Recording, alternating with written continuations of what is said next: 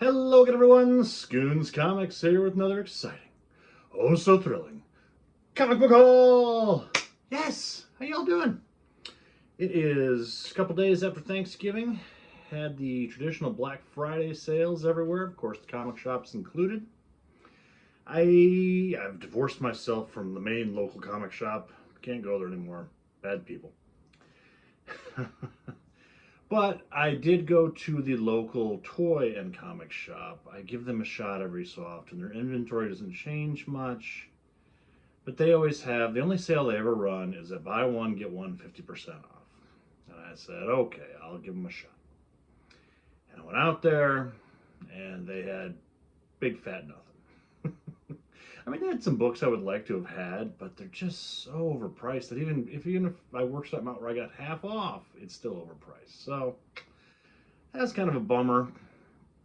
But what I foolishly didn't do, I didn't go check half price books to start the day because I'd just been there and they had nothing new, and I was like, all right, that's fine. And then at the end of the day, myself and my fiance were out running a few errands, and we just happened to be right by half price. And I said, well, let's swing in.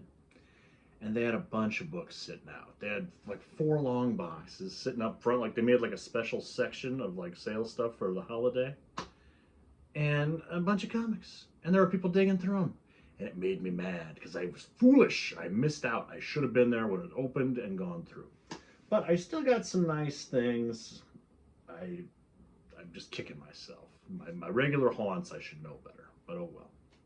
So I'm going to show off what I got from half price, and then I'm going to show off a few other things from my collection that I just want people to see. So we'll get to that. So a series I've been trying to put together is The Shade from DC New 52. Here's The Shade issue 4. Just I'm a big Starman fan, the James Robinson Starman fan from the 90s. And then he wrote The Shade here, part of the New 52. So when I find these, I try to pick them up. So I didn't have this issue, so here's number 4. And number 5. These are all $1.50, unless I tell you otherwise. I haven't changed the bags and boards yet. I finally got some bags and boards, just like 100, but I have not used them on these yet. Shade number 7. Then they had this classic George Perez Avengers cover, which I just love, so I had to pick it up. I think I have one copy of this already. Yeah, this is an impulse buy, but whatever. Avengers 201, featuring this great Jarvis cover. George Perez, God bless him, miss him greatly. Avengers. Then I picked up Avengers 210, The Wrath of the Weathermen. Then they had these next two Iron Man books were in one bag, so I got them for $1.50, so I got one for free basically. But I didn't know what the second. I knew there were two books in a bag, so I just gambled. I'm like, oh my god, what could be behind there? So the one on top was Iron Man 165. Nice later Bronze Age stuff, you know. Copper Age, depending on when you want to say the ages end. And the book behind that was free for me then was Iron Man 198, featuring the unknown origin of Obadiah Stane. Right on. Big Muppets fan, so I was happy to find from Star Comics Muppets Take Manhattan, issue 1. I'll pick that up all day long for $1.50. Well, they had some nice Captain Americas. Captain America 263. Nice Mike Zeck cover there, I think. Yeah, Mike Zeck cover. I love these Captain America books. And Cap 265, featuring Spider-Man and Nick Fury. They had 3 copies of this, and I grabbed the nicest one. Captain America 271. And again, these are all really nice Mike Zeck covers. And 277, Prisoner of Zemo. Always working on my Captain America runs. That's nice. Then they had a bunch of new Teen Titans. So much so that it makes me think they had the first appearance of Deathstroke, but I did not. I wasn't there when I got there, so what you gonna do? But they had issue 7. This is, I think this is the death of Cyborg's father. We get into his origin, so George Perez books, always going to try to pick these up for cheap. New Teen Titans number 16. I got this strictly because it's like a first appearance of Captain Carrot or a preview of Captain Carrot. I think it's like a $5 book in best shape condition, but you know, that's pretty cool. And then I have this book, but this is a condition upgrade for me. New Teen Titans 21. First appearance of Brother Blood and Mother Mayhem, I believe. So that's a nice book to pick up for $1.50 if you can find it. And then New Teen Titans 22. I think this is a cameo appearance of what is her name? Blackfire, Starfire's like girlfriend, sister, Blackfire. Yes, because this next issue is the first full appearance, issue 23 of Blackfire. Dun dun dun. And then I was pumped to get this one too, issue 26. This is the first appearance of Terra, who of course betrayed the Titans. And then this one's a controversial issue for $1.50. Teen Titans 34. This is where you get those. This is where it's very heavily implied that Deathstroke is having a relationship with Terra, and she is all of like 15, 16 years old. So wow, pretty shocking stuff. And that's what I got from Half Price. A nice little stack there. So nothing super important. No great stealth buy for $1.50 each, but still I was happy to pick those up. But next year I'll be there right when they open. And now I'm going to show, you know, I've talked about this a little bit before in a couple videos. It's been a long time. Back in high school, for a very brief window of time, I had a job at a local comic shop. Comic shop doesn't exist anymore. It's called Dragon's Lair Comics.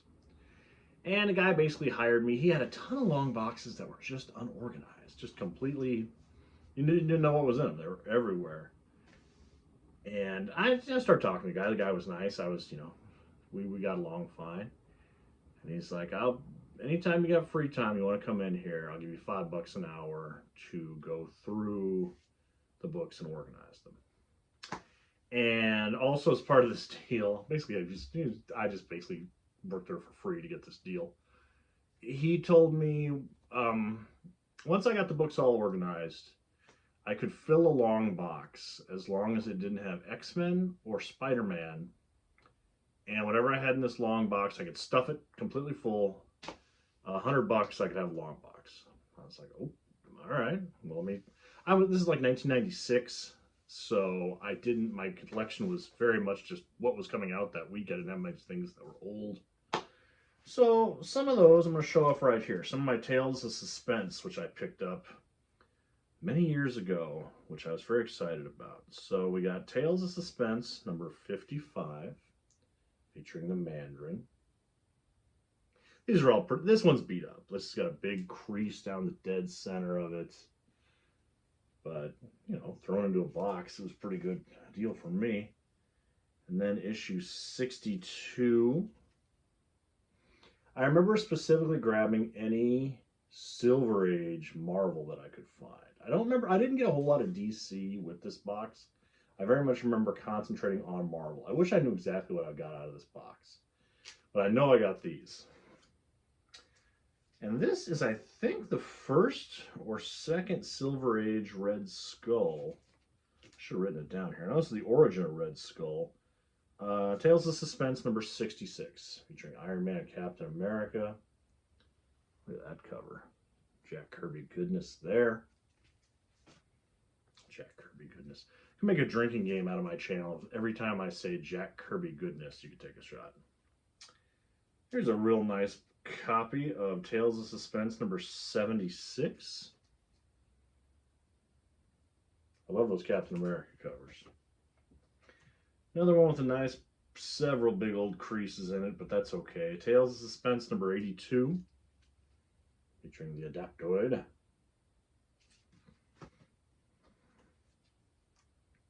Tales of Suspense number 90, Great Red Skull cover.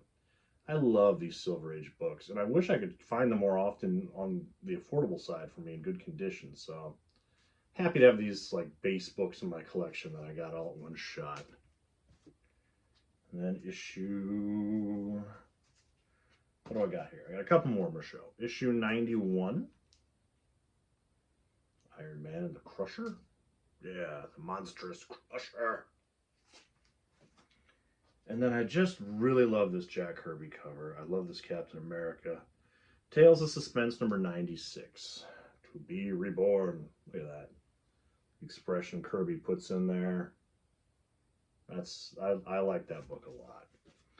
And then something else I got in that set, and I'm pretty sure I've shown this book 1,000 years ago, but I just love this book so much. It's not a key.